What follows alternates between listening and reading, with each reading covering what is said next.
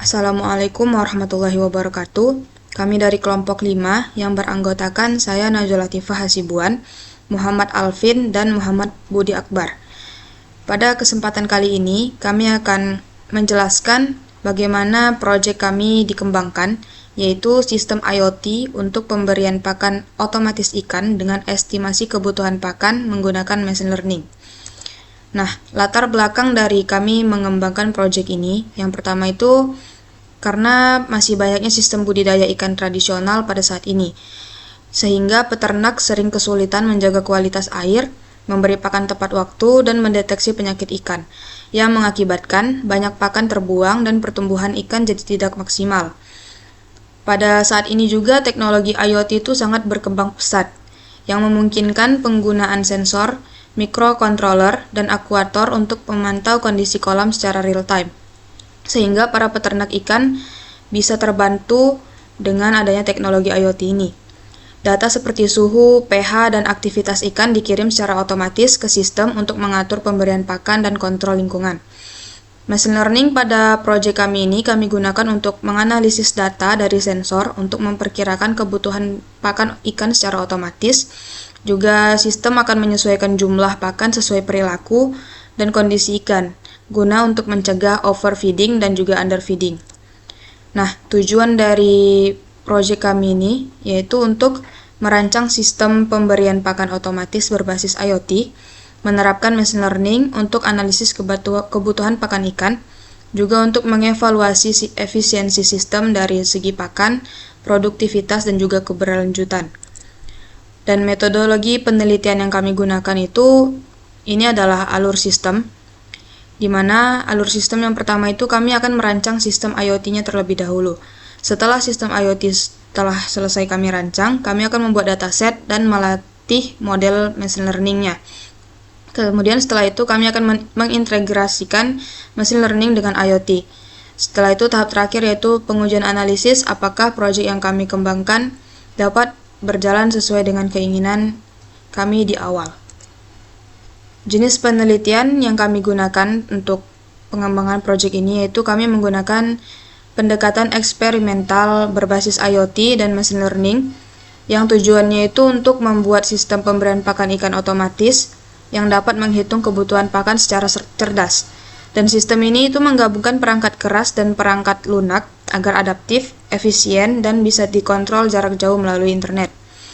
Rancangan umum sistem yang kami bangun ini yang pertama, sistem berupa prototipe, terintegrasi dengan mikrokontroler, akuator, dan juga model machine learning. Kemudian mikrokontroler ini mengatur waktu dan jumlah pakan yang dikeluarkan. Dan komponen utama dari proyek kami ini yaitu modul pengendali, motor servo, layar tampilan, dan koneksi nirkabel ke platform IoT. Komputer juga menjalankan algoritma machine learning untuk memberikan estimasi kebutuhan pakan otomatis. Nah, itu tadi adalah teori-teori dari proyek yang akan kami kembangkan, yaitu latar belakang apa yang menyebabkan kami mengembangkan proyek ini, tujuan, juga metode penelitian dari proyek yang kami kembangkan. Setelah ini kami akan lanjut ke praktik untuk pembuatan proyek ini, juga nanti akan ada simulasi sistem dari proyek yang kami buat. Baik, di sini saya akan melanjutkan untuk membahas program dari proyek IT kami. Di sini adalah kode script Python kami. Ini untuk menghasilkan atau melatih model dataset dari IoT kami. Terus di sinilah dataset yang tadi diinput dari IoT kami itu dilatih modelkan. Jadi sistemnya begini. Ini ketika kami data di dashboard di satu itu input, maka dashboard itu mengirim data atau inputan tadi melalui ESP32 lalu ke script Python ini melalui serial. Ketika sudah dikirim ke Python ini lalu dilatih modelnya. Ketika dilatih maka dihasilkan dihasilkan ada di output terminal nanti, lalu dikirimkan kembali ke SP32 dan langsung ditampilkan hasilnya di dashboard oleh yang di dua itu saja.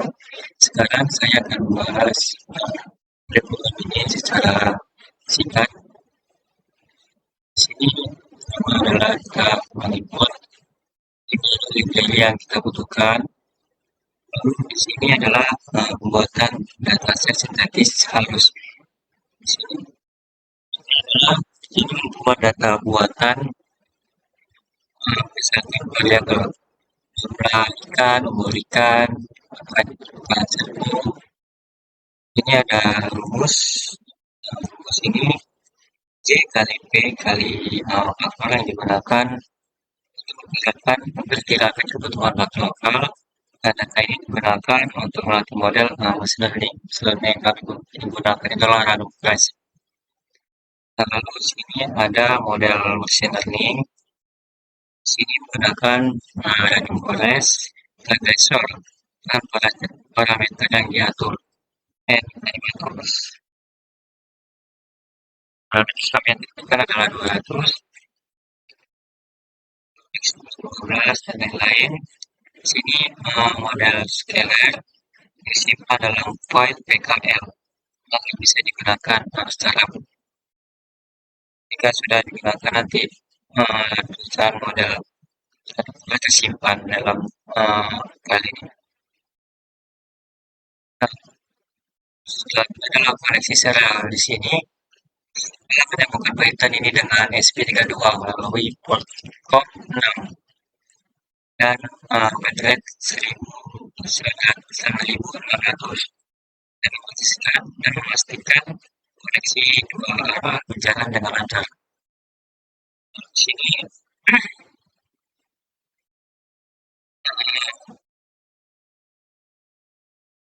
buat jadwal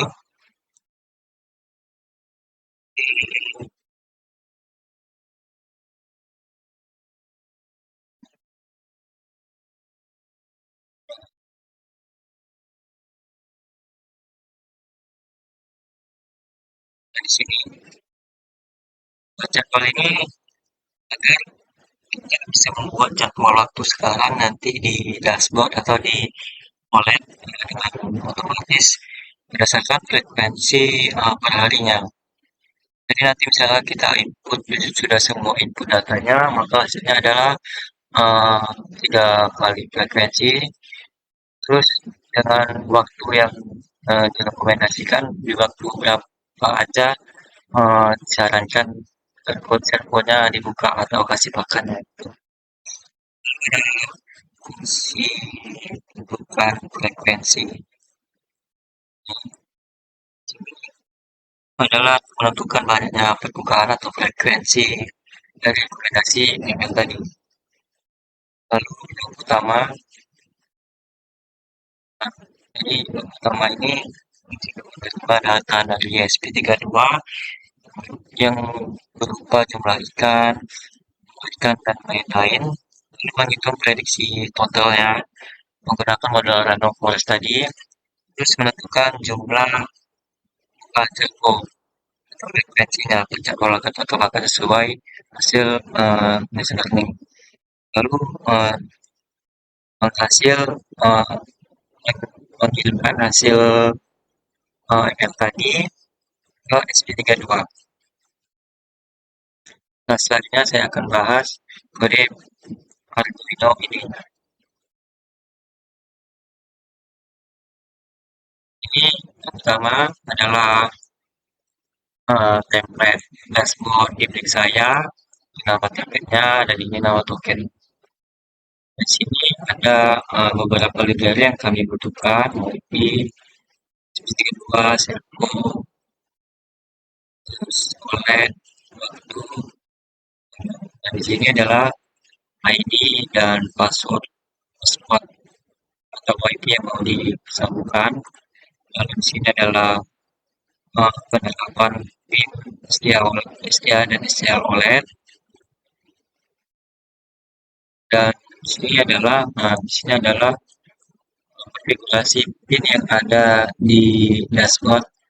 Nanti kan di dashboard itu mau widget-widgetnya itu kan ada virtual pinnya masing-masing. Nah, inilah misalkan yang dikonfigurasikan di sini. Variabel ini untuk menyimpan data-data yang di dan NTP dan waktu lokal ini itu adalah mensinkronisasikan waktu di sistem.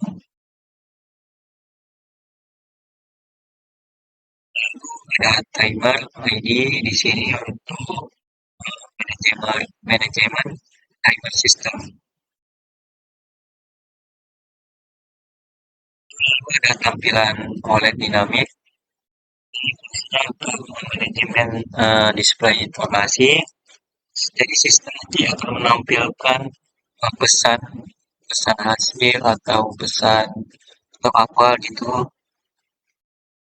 atau notifikasi pada OLED dengan timing yang terkontrol. Pada fungsi OLED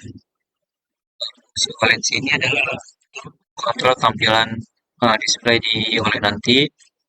Dengan fungsi ini untuk menampilkan teks-teks pada OLED baik tampilan normal atau angka dengan jumlah yang bisa dikonfigurasi. Fungsi servo di sini adalah untuk mengatur sistem servonya, berapa detik dia buka, jedanya berapa detik, dan lain-lain. Lalu, nah di sini komunikasi pattern, kira nanti uh, input-input data tadi dikirimkan ke Python, script Python yang untuk dihasilkan, untuk dihitung hasil learning-nya. Lalu, waktu reset harian ini adalah buat waktu sistemnya gitu. Nanti di tampilan olehnya ada tampilan tulisan waktu sekarang yang sesuai dengan waktu di HP, di jam, gitu. Jadi real time. Dan sebenarnya adalah nah, tampilan info utama. Jadi tampilan info utama itu ada tampilan info di utama di mulai itu adalah tulisan tidak ada aktivasi, tidak ada aktivitas aktivitasi. Jadi nanti kalau misalnya kita nggak ngapa-ngapain, jadi cuma muncul itu kata tidak ada aktivitas doang. Jadi kalau misalnya kita data input, mengatur jadwal makan atau menentukan manual atau otomatis, maka ada tulisan. Lalu cek jadwal manual. Sini dia kita akan mengeksekusi atau mengatur jadwal manual kita ada 4 akan. Jadi nanti ketika kita sudah mengatur, ada tampilannya di flat. Lalu waktu rekomendasi user ini itu mengeksekusi jadwal yang direkomendasi dari machine learning dari Python tadi. Nah, lalu ada fungsi looping pada auto atau manual. Jadi ketika nanti ada widget manual, si servo itu bergerak terus sampai kita hentikan. Terus input link ini untuk handler input user. Nanti fungsi-fungsi menangani input dari aplikasi Blink ini seperti kontrol mode, trigger manual, dan sistem parameter. Itu nanti si input Blink ini bekerja. Lalu pada setup ini adalah untuk menginisiasi sistem. Di sini ada membebani WiFi, nanti sistem ini mulai bekerja, hubungan WiFi start otomatis. Terus tokennya tadi, token dashboard di Blink. Nah, terus ini ialah untuk momen atau inti dari program loop atau berulang. Jadi loop ini yang pertama yang menjalankan blink, timer, baca serial pattern, dan manage tampilan oleh nanti. Itu saja penjelasan codingan program saya. Selanjutnya kami akan mengetes demo mekanik mekanikannya dan dashboardnya nanti akan dijelaskan oleh teman saya Budi. Baik, jadi di sini saya akan menjelaskan alat-alat yang kami gunakan dan apa-apa saja itu. Nah, yang pertama di sini ada SP32, di sini ada SP Pencil, di sini ada AMOLED, dan di sini ada servo yang sudah kami taruhkan di sini. Dan ini adalah alatnya atau projectnya untuk pakan yang kami untuk memberi pakan itu. Nah, jadi untuk SP32-nya dipasang ke sini. Dia ininya kita patokannya ke sini, mengarah ke sana. Arah sana. Dan ini harus ketat dia, nggak boleh longgar. Harus ketat. Nah, ini sudah ketat. Selanjutnya untuk kabel yang putih dan abu-abu, kalau yang putih ini dia kita lihat di sini, yang putih ini PCC dan yang abu ini GND. Nah, untuk kabel yang abu ini atau GND, dia kita buat di GND bawah. Dan untuk yang putihnya kita buat di GND atas dan untuk kabel merah dan oranye ini, kabel merah itu kita lihat di sini. Merah itu SDA dan oranye itu SCL. Nah, untuk merah itu di D33. Posisinya di D32. Merah itu di D32 dan yang oranye itu di D33. Nah, selanjutnya itu untuk kabel yang di servo ini kita taruh di GND. Untuk yang kabel hitamnya di GND, yang merahnya di VCC, dan yang kuningnya itu di D21. Kita pasang ke sini. Nah, selanjutnya kabel USB ini akan ditaruh ke sini dan sini, dan ini akan dihubungkan ke laptop.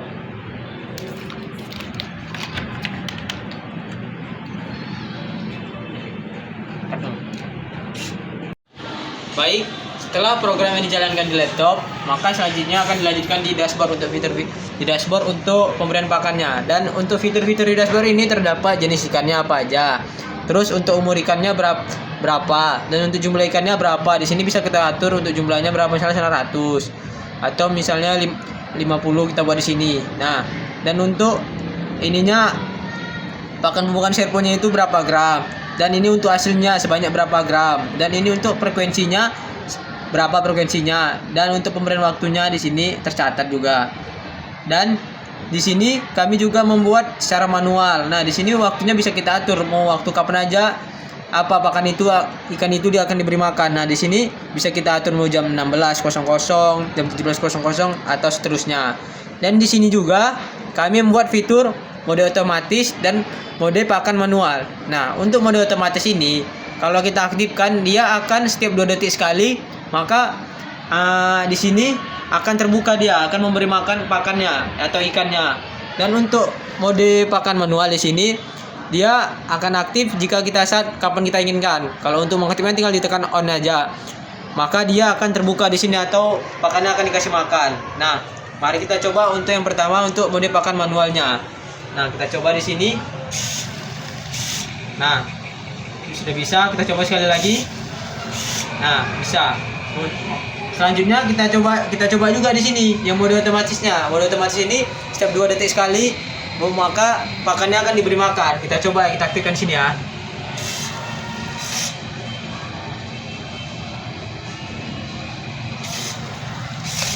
Nah, untuk semua yang kita lakukan tadi di sini tercatat di terminalnya.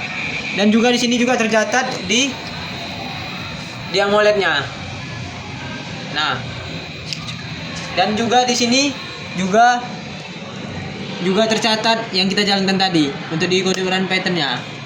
Nah, baik, sekian presentasi dari kami. Mohon maaf jika ada kesalahan. Assalamualaikum warahmatullahi wabarakatuh.